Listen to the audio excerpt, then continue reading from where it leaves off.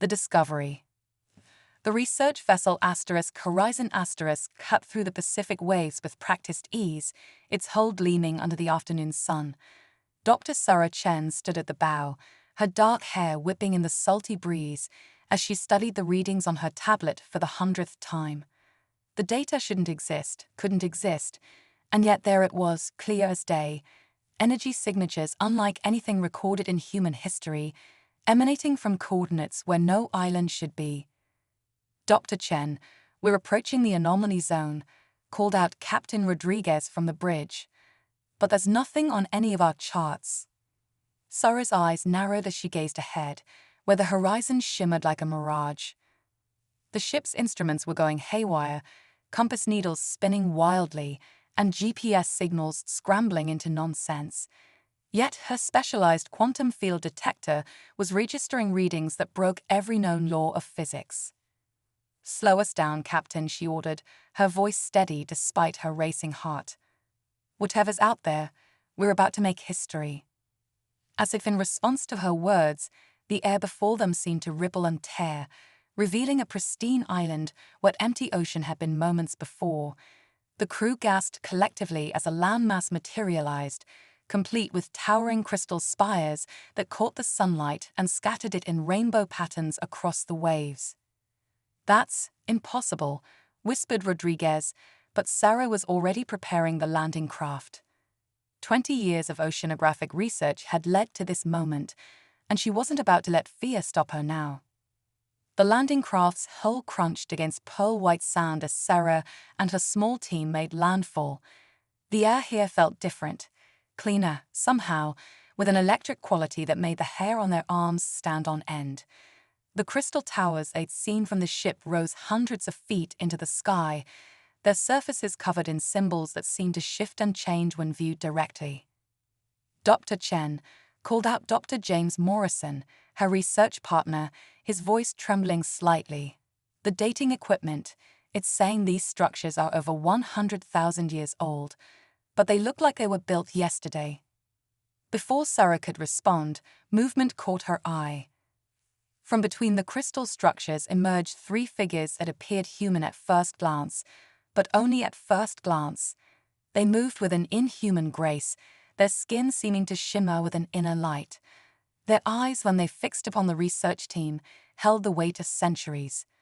The tallest of the three stepped forward, her silver-white hair floating as if suspended in water despite the still air. When she spoke, her voice carried both warmth and authority. "Welcome, children of Earth. We are the Luminarians, and we have been waiting for humanity to find us." Sarah fought to keep her scientific training at the forefront of her mind, even as everything she thought she knew about reality crumbled around her. "I'm Dr. Sarah Chen," she managed, her voice surprisingly steady. "We detected energy signatures from your installation." The Luminarian smiled, an expression both beautiful and somehow alien. "Of course you did, Sarah Chen. We wanted you to find us. The time has come for our peoples to meet. Humanity has finally reached the necessary level of development." "What do you mean, finally?"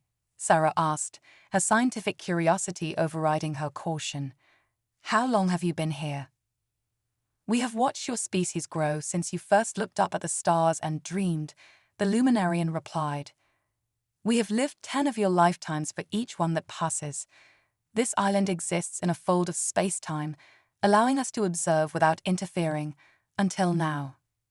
Dr. Morrison's equipment beeped urgently, drawing everyone's attention. "Sarah," he called out, his voice tight with excitement and fear. "These readings, they suggest these beings are manipulating quantum fields at a cellular level. They're not just living longer, they're existing in a different temporal state entirely." The Luminarian nodded approvingly.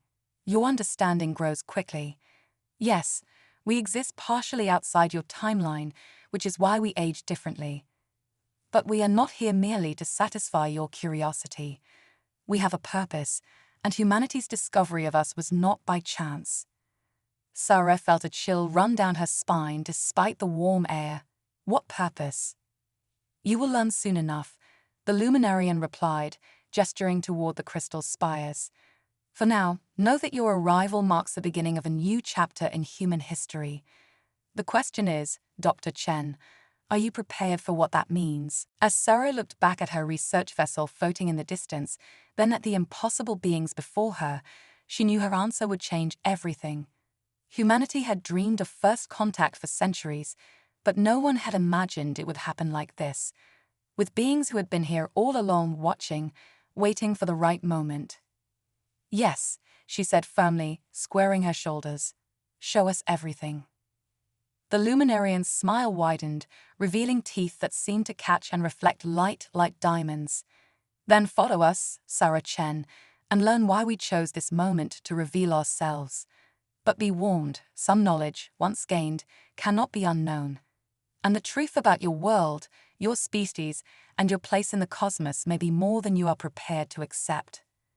With those ominous words hanging in the air, Sarah and her team followed the Luminarians toward the crystal spires, leaving footprints in the pristine sand that seemed to fade away behind them, as if the island itself was erasing all evidence of their passage.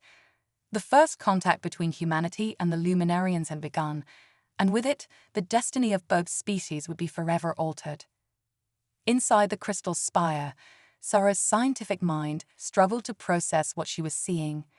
The interior walls pulsed with flowing patterns of light that seemed to respond to their presence, while holographic displays materialized and vanished like soap bubbles in the air. Their guide, who had introduced herself as Aurora, led them through corridors that seemed to defy Euclidean geometry. Your structures, Sarah began, trying to maintain her professional composure. They appear to be crystal, but they're clearly technological. How is this possible? Aurora's laugh echoed like wind chimes. You still separate technology from nature, artificial from organic. We learned long ago that such distinctions are meaningless.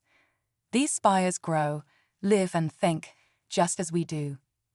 Dr. Morrison fumbled with his instruments, which were displaying increasingly impossible readings. The energy output, it's astronomical, but I can't detect any power source. Because you're looking for what you know, Aurora replied. Your civilization still thinks in terms of electricity, nuclear power, fossil fuels. We draw our energy directly from the quantum fabric of reality itself. They entered a vast chamber that seemed larger than the spire that contained it. The walls showed views of Earth's history, dinosaurs roaming ancient plains, the rise and fall of civilizations, and events yet to come. Sarah's heart nearly stopped when she saw familiar cityscapes transformed by technologies that hadn't been invented yet. Are these predictions? She asked, her voice barely a whisper. Possibilities, Aurora corrected. Time is not linear, Dr. Chen. It branches, flows, and sometimes loops back on itself. We see these branches more clearly than you can. It's why we age so differently. We exist partially outside your temporal framework. Another Luminarian approached, this one male in appearance, with eyes that seemed to contain galaxies. I am Helios, he introduced himself, chief guardian of the Earth Watch. Sarah's scientific detachment cracked slightly. Earth Watch, you've been monitoring us. Protecting you, Helios corrected gently. Your species has such potential, but also faces threats you cannot yet comprehend. We are not your only neighbors in this cosmos, and not all are benevolent. Dr. Morrison stepped forward, his scientific curiosity overtaking his caution. But why reveal yourselves now? What's changed? Aurora and Helios exchanged a look that seemed to contain an entire conversation. Finally, Aurora spoke, because humanity stands at a crossroads.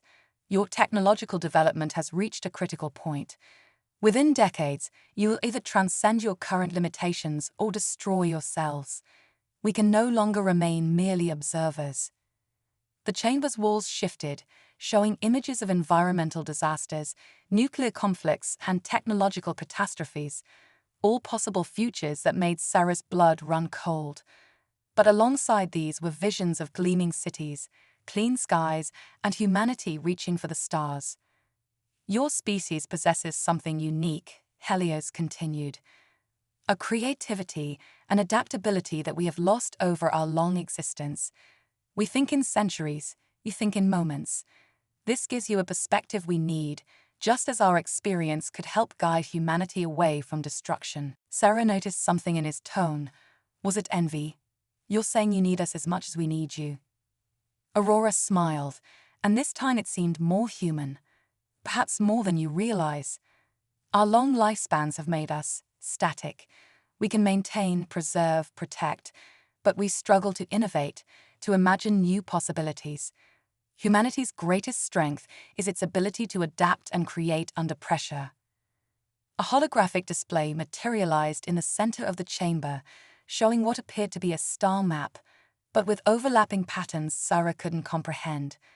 This is why we chose you, Dr. Chen, Aurora explained. Your work in quantum oceanography brought you closest to understanding the true nature of reality. You can help bridge our worlds. But there's more, Helios added, his expression growing grave. We detected something approaching Earth's solar system, something that should not be here for another 1,000 years. The timeline has shifted, and not by natural means. The star map zoomed in on what appeared to be an anomaly moving through space, a darkness that seemed to consume the light around it. We call them the Void Hunters, Aurora explained. They seek out developing civilizations and harvest them for resources and knowledge. They are why we came to Earth millennia ago, to prepare humanity for this moment. Sarah felt the weight of history and future pressing down on her shoulders. What do you need from us? A partnership, Helios replied. Your perspective, your creativity, your unique way of seeing the universe. In return, we offer our knowledge, our protection, and a chance for humanity to take its place among the stars. Dr. Morrison looked pale. And if we refuse? The chamber walls darkened, showing Earth consumed by the same void they'd seen in the star map. Then all possible futures end in darkness, Aurora said softly. Sarah squared her shoulders, her scientific mind already racing with possibilities. How do we begin? Aurora's expression brightened. First, you must understand who we truly are, and why we chose Earth as our home. The story begins long before your species walked upright, when the first Luminarian scouts discovered a planet perfect for seeding the foundations of consciousness. As Aurora began their tale, Sarah realized that everything humanity thought they knew about their history, their evolution, and their place in the universe was about to change. The true story of Earth was far stranger and more wonderful than anyone had imagined, and humanity's role in it was only beginning to unfold. The Ancient Pact. Aurora led Sarah and Dr. Morrison into what appeared to be a living archive, where streams of light coalesced into three-dimensional images of Earth's distant past. The air hummed with energy as ancient memories materialized around them. 300,000 years ago, Aurora began, our civilization discovered Earth during our golden age of exploration. We found a world teeming with potential, but also one that would face extinction-level threats throughout its development. The images shifted, showing massive meteorite impacts, supervolcano eruptions, and cosmic radiation events that had shaped Earth's history. Each of these cataclysms, Helios added, was not entirely natural.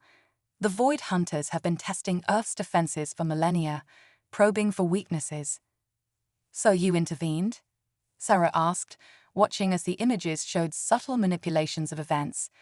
Asteroids mysteriously changing course, radiation somehow deflected. We made a pact, Aurora explained, her voice solemn. We would guide and protect Earth's development, but never directly interfere with human evolution.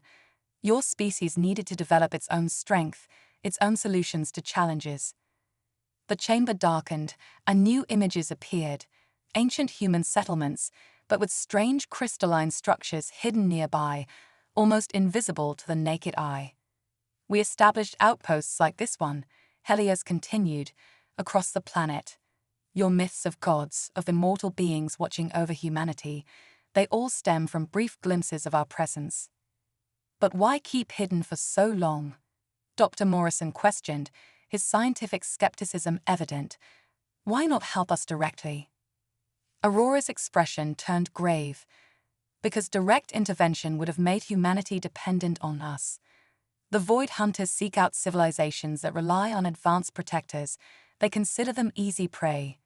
Your independence, your ability to solve problems without our help, is your greatest defense." Sarah watched as the historical images accelerated through time, showing humanity's progress. "You've been subtly guiding us all along, haven't you? Little nudges in the right direction. Only at critical junctures," Helios confirmed. "The discovery of fire, the development of agriculture, the key insights that led to the scientific revolution. We ensured these breakthroughs happened when humanity was ready for them." The images shifted to show various human civilizations rising and falling. "But we also had to let you fail sometimes," Aurora added softly. "Each collapse, each dark age, strengthened humanity's resilience. The Void Hunters cannot comprehend this kind of development. They expect civilizations to progress linearly, predictably." Sarah noticed something in the patterns of human development. "You were selecting for creativity," she realized.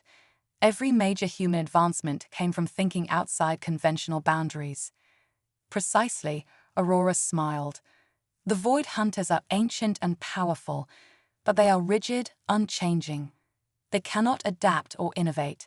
Humanity's greatest weapon against them will be your unpredictability." The chamber suddenly pulsed with red light. Helios moved quickly to a control interface that materialized before him. "They're getting closer," he announced grimly. "The Void Hunters have accelerated their approach. We have months, not years." "Then why reveal everything now?" Sarah demanded. "Why not wait until they're closer?" "Because humanity needs time to prepare," Aurora explained. "Not to build weapons or defenses, you don't have time for that, but to understand what you already possess that can defeat them." The images around them changed again, showing various human innovations: art, music, literature, scientific theories that seemed to come from nowhere. "Your species has something we lost long ago," Aurora continued. "The ability to make intuitive leaps, to see connections where none seemingly exist. The Void Hunters cannot comprehend this kind of thinking." "We've watched you solve problems in ways that seemed impossible to us," Helios added. "Your scientists theorize about quantum mechanics while barely understanding the mathematics behind it. Your artists capture concepts that should be beyond human comprehension. Your children imagine possibilities that we, with all our knowledge, never considered." Sarah began to understand. "You're not just saying we can help fight them, you're saying we're the only ones who can." Aurora nodded solemnly.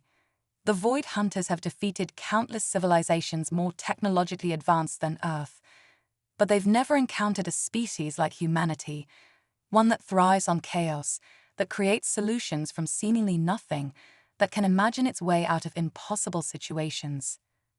"There's something else," Helios added, his expression troubled. "We've detected anomalies in the approaching Void Hunters' patterns. They're behaving differently, as if they've evolved. This has never happened before." Sarah felt a chill run down her spine. "They're adapting. I thought you said they couldn't do that." "Exactly," Aurora confirmed. "Something has changed them. We suspect they've encountered another civilization, one that has altered their fundamental nature. This makes them more dangerous than ever, and makes humanity's unique abilities even more crucial."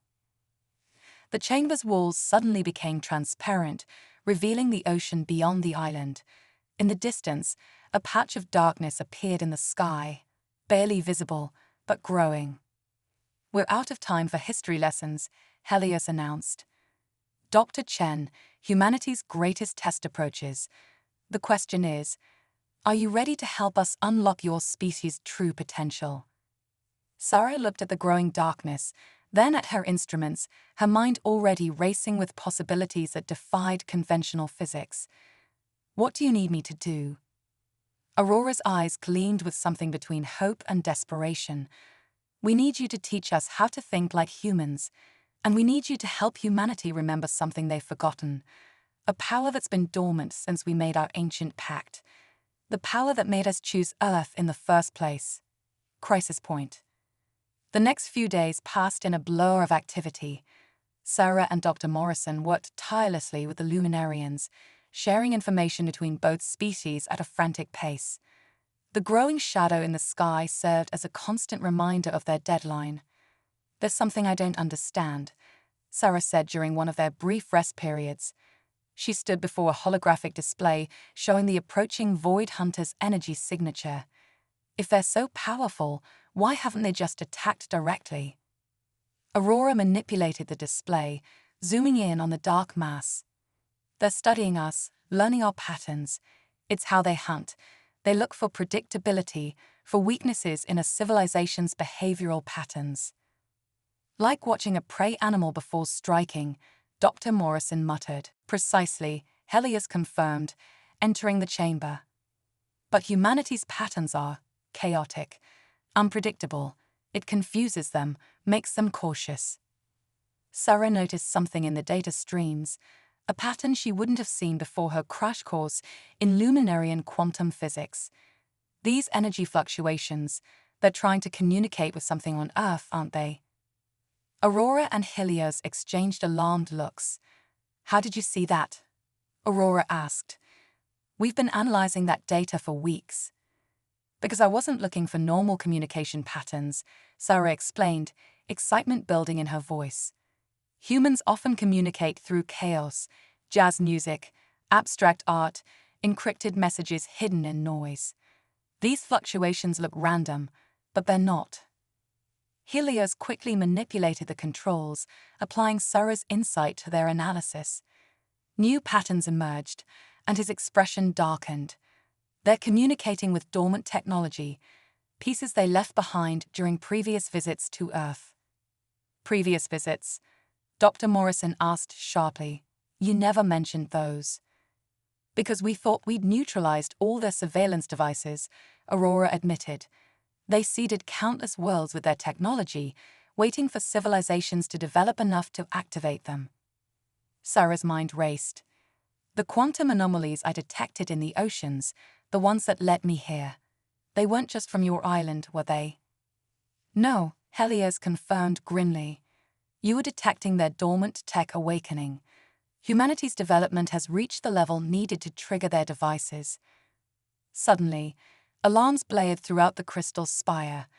The holographic displays flickered with urgent data streams. "Multiple quantum breaches detected," Aurora announced, her usual calm demeanor cracking. "They're not waiting anymore. The dormant tech is activating all at once." Sarah rushed to the nearest window. Across the ocean's surface, dark shapes were emerging from the depths, ancient machines awakening from millennia of slumber. In the sky, the shadow had grown larger, now visibly distorting the light around it. "How long do we have?" she demanded. "Hours, maybe less," Helios replied, his hands dancing over control surfaces. "They're establishing a quantum containment field around the planet. Once it's complete, they'll begin their harvest." Dr. Morrison looked pale. "Can't your technology stop them?" "Our defenses were designed to counter their traditional strategies," Aurora explained. "But they've evolved, adapted. Our usual countermeasures won't be enough." Sarah watched the dark shapes rising from the ocean, her scientific mind processing everything she'd learned about quantum physics, Luminarian technology, and the Void Hunter's patterns. Then she noticed something, a discrepancy so obvious she almost laughed. "They're still using base quantum mechanics," she said suddenly. "Even their evolved forms are built on the same fundamental principles."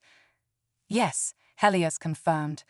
"Their evolution appears to be primarily tactical, not—" "Then we don't need to fight their technology," Sarah interrupted, an idea taking shape. "We need to change the rules they're playing by." Aurora looked intrigued. "What do you mean?" "You said humanity has a dormant power, something that made you choose Earth. What is it?" The Luminarians hesitated, then Aurora spoke. "Your species has the innate ability to manipulate quantum fields through consciousness alone. We've suppressed this ability as part of our pact, letting it develop naturally, but now we need it, Sarah finished. And we need it fast. She turned to the displays, showing the approaching threat. The Void Hunters understand quantum mechanics perfectly, but they operate on pure logic. What if we introduced something they can't quantify? Human consciousness, Helios breathed, understanding dawning. The random quantum fluctuations of billions of human minds could disrupt their entire containment field, Sarah concluded. But we'd need to awaken this ability in humanity quickly and coordinate it somehow. Aurora's eyes lit up with hope. The crystal spires, they're not just buildings, they're quantum amplifiers. If we could use them to broadcast a wake-up signal, it would be dangerous, Helios warned. Awakening such power suddenly, across the entire species.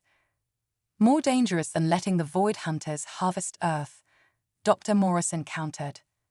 Sarah looked at the approaching shadow, then at the ancient machines rising from the oceans. Time was running out, and they needed to make a decision. How do we do it? Aurora moved to the central control interface. We'll need to modify the spire's broadcast frequency to match human brainwave patterns, but the signal would need a human consciousness to guide it, someone who understands both the science and the implications. All eyes turned to Sarah. It would be dangerous, Helios said softly. Your mind would be the template for awakening humanity's dormant abilities. The stress could. Do it, Sarah interrupted. She looked out at the darkening sky, where the Void Hunter's presence was now clearly visible, overwhelmed in reality itself. We're out of options and out of time. As Aurora began preparing the quantum interface, Sarah took one last look at the world she'd known. Whatever happened next would change humanity forever, assuming they survived at all. Ready? Aurora asked, her hands hovering over the controls. Sarah took a deep breath and nodded. Let's wake everyone up. The human factor. Sarah's consciousness expanded beyond the confines of her physical form as the crystal spire's quantum interface merged with her mind. Through this enhanced awareness, she could feel billions of human minds across the planet, each one a unique quantum signature pulsing with untapped potential. Stay focused. Aurora's voice seemed to come from everywhere and nowhere. Your consciousness is the bridge. Guide them gently. Through her expanded perception, Sarah could now see the true nature of the Void Hunters' approach. They weren't just ships or beings. They were living equations, mathematical constructs that consumed reality itself. Their quantum containment field was already half-formed around Earth, a web of impossible calculations designed to trap and harvest an entire civilization. The dormant technology is fully activated, Helios reported, his voice distant. They're establishing quantum locks on major population centers. Sarah felt a surge of panic from the collective human consciousness as people worldwide began sensing something wrong. The sky was darkening globally now, and the ancient machines rising from the oceans were visible from every coastline.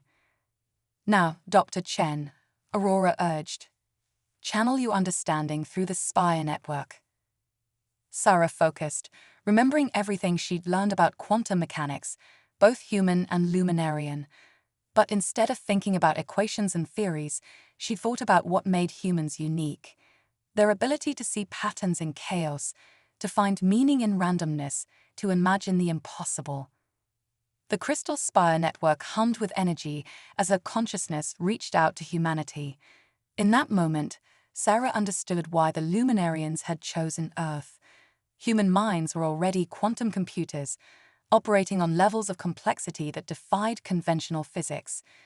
The luminarians hadn't given humans this power, they'd merely hidden it until humanity was ready. Across the planet, people began experiencing something unprecedented. Artists felt their imaginations physically affecting reality. Scientists saw the true quantum nature of existence. Children's dreams took tangible form. The dormant potential in every human mind started to awaken. The Void Hunter's containment field fluctuated as it encountered this unprecedented phenomenon. Their perfect mathematical constructs couldn't account for the chaos of awakened human consciousness. It's working, Helios announced excitedly. "Their field is destabilizing." But Sarah saw something else through her enhanced perception. The Void Hunters were adapting again, learning from the chaos they encountered. Their mathematical constructs began incorporating random variables, attempting to quantify human consciousness itself. "They're trying to understand it," she communicated through the interface. "If they succeed, then humanity's advantage will be lost," Aurora finished grimly. Through her connection to the human collective, Sarah felt something else emerging: fear, panic, confusion as people worldwide grappled with their awakening abilities. Some were already trying to use their new power destructively, driven by anger or fear. The chaos was growing dangerous. "We need to guide them," she realized. "Not control them, guide them." Sarah concentrated, using her scientific understanding to provide context to the awakening humanity. Through the quantum network, she shared not just knowledge, but understanding. She showed them the true nature of reality, the delicate quantum dance that underlaid existence itself. Across the planet, human minds began to grasp their place in the cosmic dance. Artists understood how their creativity could shape quantum fields. Scientists saw how imagination and logic could work together. Children's natural acceptance of the impossible became a strength rather than a weakness. The Void Hunters' adaptation faltered as they encountered something truly unprecedented: billions of human minds working in harmony while maintaining their individual chaos. It was a paradox they couldn't resolve, a mathematical impossibility that existed nonetheless. "Their containment field is collapsing," Helios reported. "The quantum locks are failing." But Sarah saw the cost through her enhanced perception. The strain of channeling so much quantum energy was affecting the crystal spires. Cracks began appearing in their previously perfect surfaces as they amplified power beyond their design limits. "The network can't handle this much longer," Aurora warned. "We need to end this now." Sarah felt humanity's awakened power reaching a critical point. The Void Hunters' evolved forms were powerful, but they still operated on logic and mathematics. Human consciousness, with its ability to embrace paradox and imagine the impossible, was something that perfect equations couldn't counter. Through her connection to the collective human consciousness, Sarah sent one final message, not in words or numbers, but in pure creative potential. She showed humanity how to imagine the Void Hunters simply, elsewhere, not through technology or weapons, but through the collective will of billions of minds refusing to accept their reality. The effect was instantaneous and impossible. The Void Hunters' presence began to flicker, their perfect mathematical forms disrupted by the chaotic quantum fluctuations of human imagination. Their evolved adaptations, based on logic and observation, couldn't counter an entire species simply deciding to alter reality through pure creativity. They're being quantum shifted," Helios said in disbelief. "Humanity is imagining them out of our reality." The dark shadow in the sky began to fade, not through any physical means, but because billions of human minds were collectively deciding it didn't belong in their universe.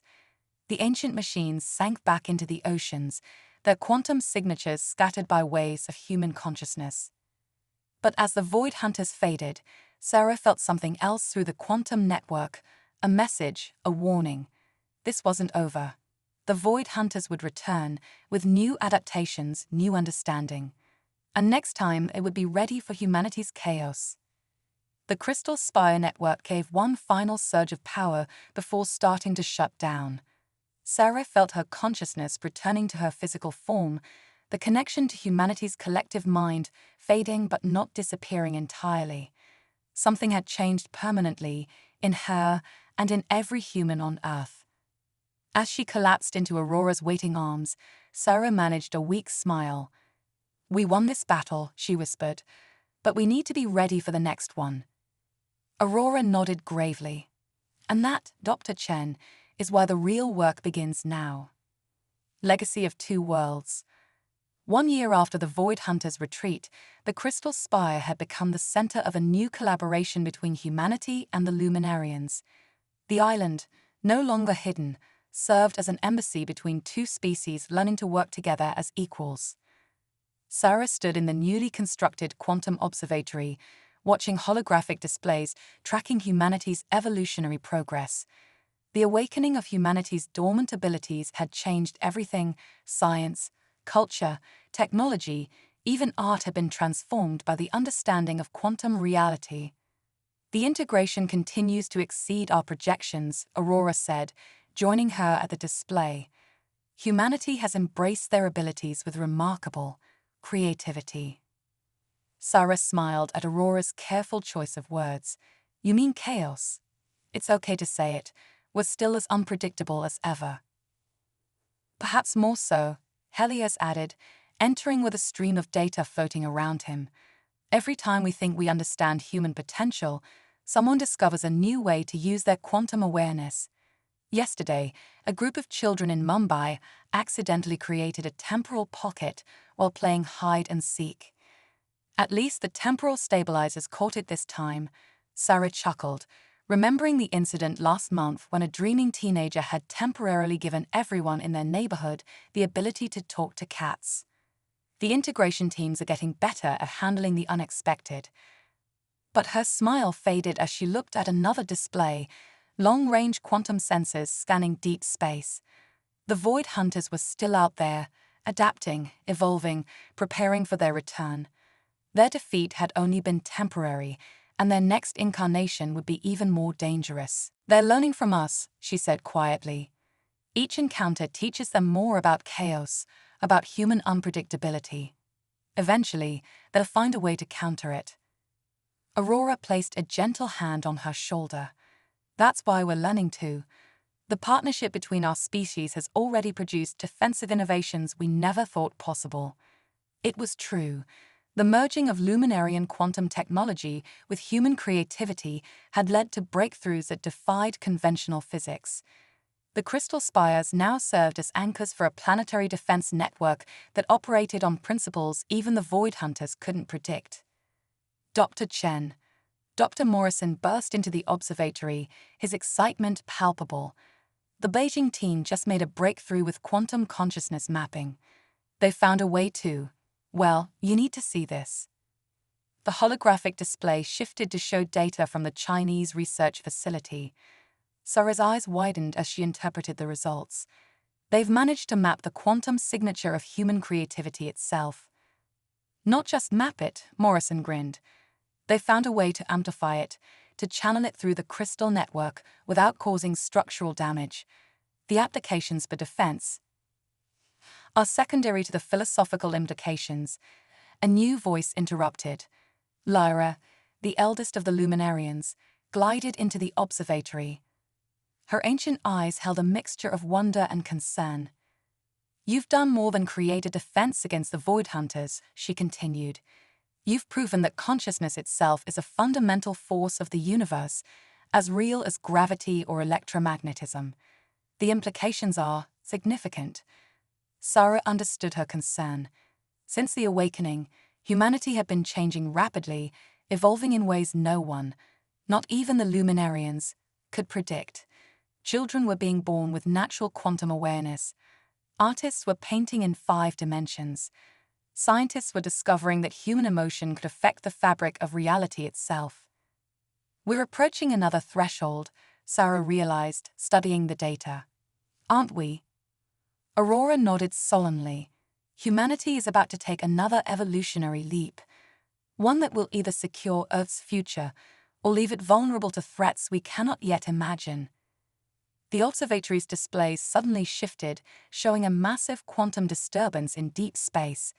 Everyone fell silent as they recognized the pattern, similar to the Void Hunters, but different. Something new was approaching Earth. "They're not alone anymore," Helios said quietly. "The Void Hunters have found allies." Sarah looked at the approaching threat, then at the displays showing humanity's progress. In 1 year, they had gone from a species unaware of their true potential to one that could reshape reality through thought alone. But would it be enough? "We need to accelerate the integration program," she decided. "No more holding back, no more careful steps. If humanity is going to survive what's coming, we need to embrace our chaos completely. The Luminarians exchanged glances, then Lara stepped forward. For millennia, we have guided humanity with careful restraint, but perhaps now is the time for something new. Perhaps now is the time to let humanity guide us. Sarah turned to the Quantum Observatory's main control interface, her mind already racing with possibilities that defied conventional logic. Around the world, other awakened humans would be sensing the approaching threat, their collective creativity already imagining new ways to defend their world. The Void Hunters evolved to counter our chaos, she said, a smile forming on her face. Let's show them what happens when we embrace it fully. As if in response, the crystal spire hummed with energy, its quantum field resonating with the collective imagination of humanity. The next chapter in Earth's history was beginning, and it would be written not in mathematics or logic, but in the unlimited potential of human creativity. The legacy of two worlds, Luminarian wisdom and human chaos, would either save Earth or transform it into something entirely new. Either way, the universe would never be the same. Ready? Sarah asked, her hands hovering over the quantum interface. Aurora smiled, her ancient eyes shining with something new, hope mixed with uncertainty. No, she admitted, but perhaps that's exactly how we should be. Together, they began preparations for humanity's next great leap into the unknown. The Void Hunters and their allies were coming, but this time, Earth would be ready. This time, chaos would not just be their defense, it would be their greatest strength.